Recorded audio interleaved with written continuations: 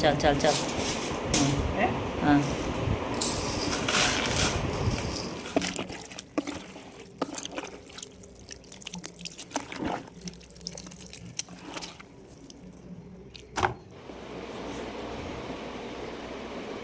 Friends మొన్న మాగాయి ఉప్పులో పోసుకున్నాం కదా. ఇక్కడ బీహెచ్ఎల్లో ఉండగానే ఇక్కడే వాకిట్లోనే కూర్చుని మాగాయి ముక్కలు తరిగేసి శుభ్రంగా దాన్ని మనం సిలిండర్ ఒత్తి పెట్టుకుని ఎండలో పెట్టుకున్నాం చూసారా.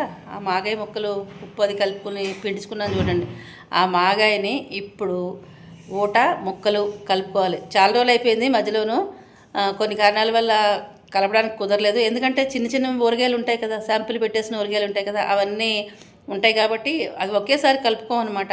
ఊట ముక్కలు కలిపేసుకుని పెట్టుకుంటాము. తర్వాత దాన్ని ఎప్పుడు కావాలంటే అప్పుడు ఊరగాయ కలుపుకోవచ్చు అనమాట. అలా కలుపుకుంటేనే టేస్టీగా ఉంటుంది, చాలా బాగుంటుంది అనమాట. ఇంగో వాసన గుమగుమలాడుతూ ఫ్రెష్గా కొత్త ఈ రోజు పెట్టిన ఊరగాయలా ఉంటుందన్నమాట. లాస్ట్ ఇయర్ ఊరగాయ అయినా సరే ఇప్పుడు ముద్ద కలుపుకున్నాం అనుకుంటే చాలా బాగుంటుంది. ఆ ఊరగాయ ఆ ముక్కలు ఆ ఊట చూపిస్తాను రండి. మంచిగా ఎండిపోయినాయి ఎప్పుడో కానీ దాచిపెట్టి పెట్టుకున్నాం అనమాట. డబ్బాలో పోసి పెట్టుకున్నాము. ఇప్పుడు కలుపుకుందాము. అది మీకు నేను చూపిస్తాను. ఇదిగోండి ఇక్కడ పెట్టుకున్నాను డబ్బాలో. ఇవి దగ్గర నుండి చూపిస్తాను. ఇదిగో చూసారా ఈ మాగాయి ముక్కలు ఫ్రెండ్స్.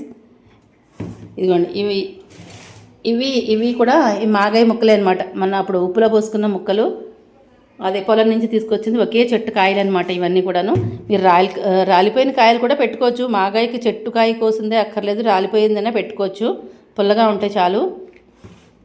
ఈ ఊట చూసారా చక్కగా ఎంత ఊట వచ్చిందో. ఈ ఊట శుభ్రంగా ఎండలో పెట్టుకుని మనం ఇట్లా దాచుకున్నాము.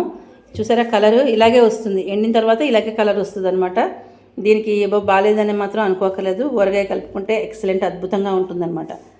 ఇప్పుడు దీనికి మనం ఇన్ని ముక్కలు పట్టవండి. ఈ ఊట ఉంది కదా, ఈ ఊటకి మొత్తానికి మనం ఈ ముక్కలన్నీ వేసేసుకుంటే చూసుకుని వేసుకోవాలి. అందుకని కొంచెం ముక్కలు పక్కన పెట్టుకుని కొన్ని ముక్కలు తీసుకుని ఈ ఊటకి మనం ఈ ఊటని ఏం చేయాలంటే వడపోసుకోవాలి. ఇక్కడ లోపల చెత్త ఉప్పు వేసి పెడతాం కదండి, ఆ ఉప్పుకి ఉన్న నలకలు చెత్త ఏదైనా ఉంటే కనుక మనం వడపోసుకుంటే పోతుంది.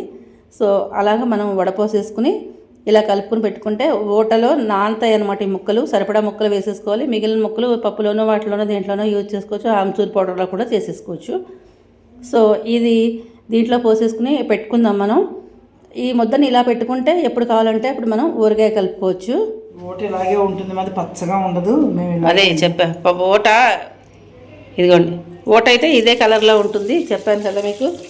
దీంట్లోని ముక్కల్లో మనం పసుపు వేసుకుని పెట్టుకోలేదు. పసుపు వేస్తే ఓట పీల్ చేసుకుంటుందండి. అందుకని పసుపు లేకుండా మనం ముక్కల్ని ఉప్పులో వేసుకోవాలన్నమాట. ఓట చిక్కబడిపోతుంది బాగా, అందుకని మనకి ఓట రాదు కదా. సో అందుకని ముందే పసుపు వేసి పెట్టుకోకూడదు.